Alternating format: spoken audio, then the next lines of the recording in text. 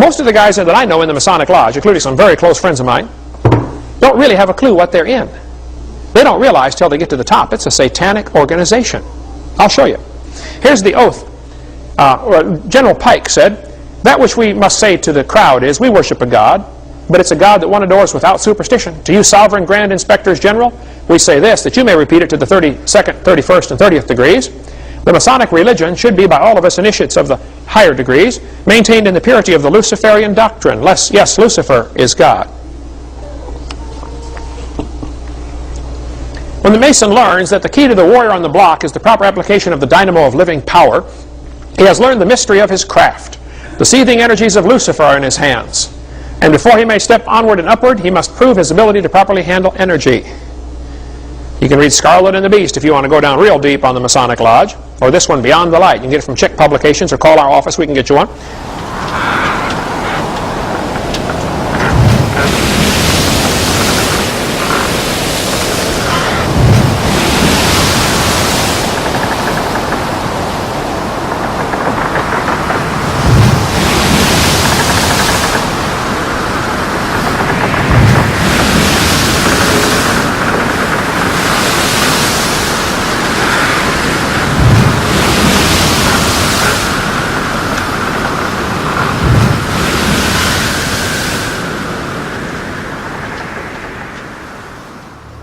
So notice, not only do we have a red circle, which is a very important symbol in the occult, but it is white in one place.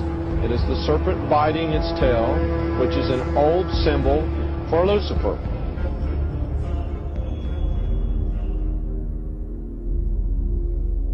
This is Lucent Technologies. I have a little story behind this. A good crowd of Christian people are very informed about Lucent Technologies. Traveling across the country, especially in Little Rock and Denver, I noticed the largest warehouses in the country are owned by Lucent Technologies.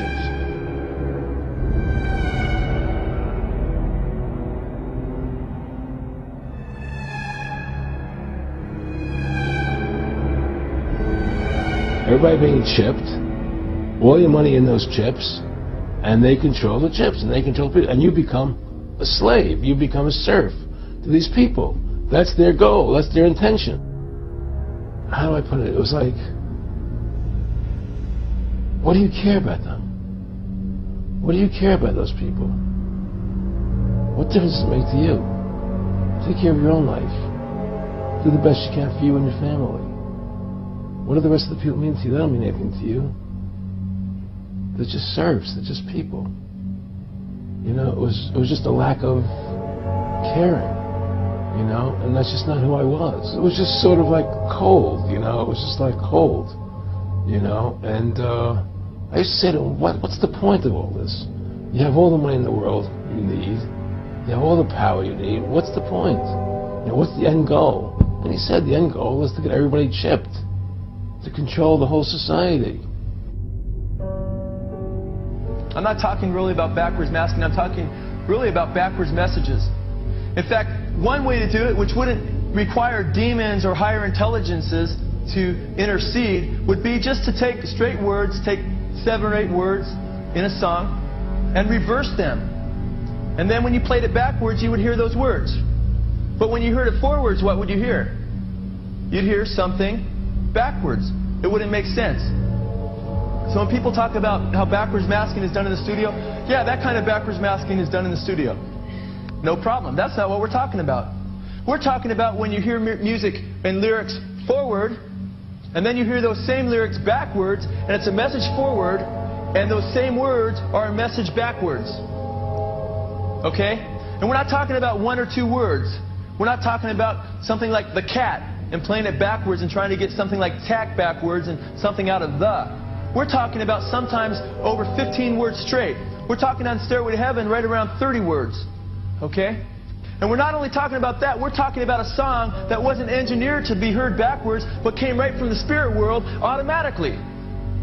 Okay? And then we're talking about, if you wanted to make lyrics backwards on a song, you're going to mess up that song forward pretty bad, right? Well, Stairway to Heaven is the most popular song in rock and roll. So this destroys any kind of argument that comes against it. And what destroys it more is the lyric forward often has everything to do with the lyric backwards. And to take it even further, you can hear a lot of these same things on live albums backwards. Because it's the demonic spirits using these human beings. Do you understand that? So let's listen to it. Remember, first of all, that they were invoking Satan, that they've got it from Satan, and listen to what you hear backwards. Forward.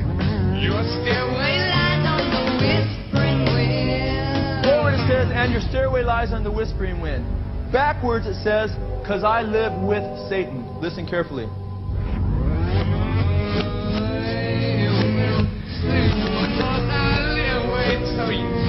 Raise your hands if you heard that. Quite clear, quite obvious. There's a lot more. Backwards it says, here's to my sweet Satan.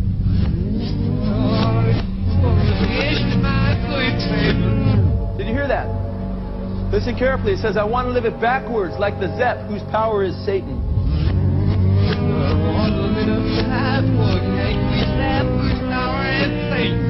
Did you hear that?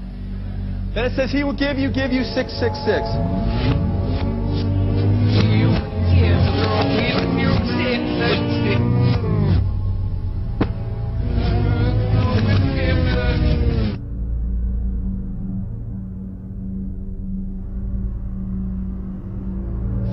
Was that I got 7 years in which the devil would give me anything I wanted. He'd given me wine, women, song, dope, power, you name it, I'd have it.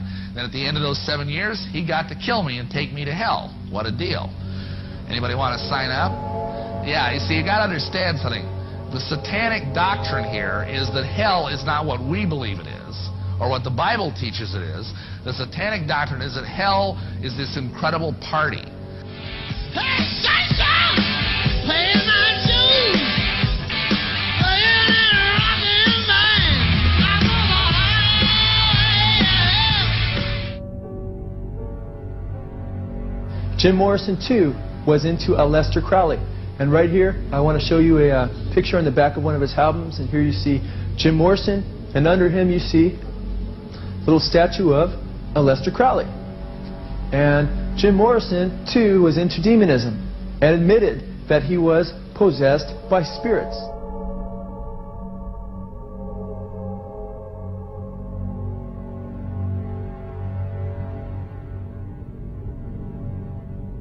Also in the street plan of Washington, you find pentagrams. Symbols are not in themselves negative. The five-pointed star, the pentagram as we call it, it's not in itself negative. Just as the swastika in its original form is not negative, it was just a symbol of the sun. Other things too, probably. What the Nazis did, however, was take the swastika and turn it round to indicate the negative. It's what they call reverse symbolism in Satanism. So what they do with the pentagram, which is why it's become a satanic symbol, is to turn it upside down, so it's pointing down. Reverse symbolism. It's the same with the dove, Semiramis. To the general population, the dove equals peace, love, and all this stuff. Reverse symbolism, the dove equals death and destruction. You got the ancient gods, which were translated into God, which are worshipped by the religions unknowingly, most of them. Same with the secret societies. And the same gods, demonic entities as they're called in this case, that are worshipped by the Satanists, are the same gods that are worshipped by the secret societies and the religions unknowingly. In Satanism, it's knowingly. And these gods, these non-human entities, operate just outside the frequency range of human sight, what is known as visible light. It's so important for people to understand that when they look through their eyes, they're not seeing everything that exists in the space they're looking at. We call space anyway. You know, they don't use these pentagrams and stuff just for fun. I mean, some of them might, you know, the lower ones don't really understand it, but the ones that are really involved, that understand the way reality works and how you can manipulate it, these pentagrams and these various symbols used in Satanism, like the reversed pentagram is the classic satanic symbol, and the circle around it. They are vibrational fields. That's why they do these rituals, and the entity can enter this reality, the range of visible light. In other words, what we can see within that vibrational field, and suddenly the gods appear. And these gods, as they're perceived, feed off human energy. They apparently are powerless except to the extent they can embody some person. The demons apparently are disembodied spirits looking for embodiment. Angels don't have that problem.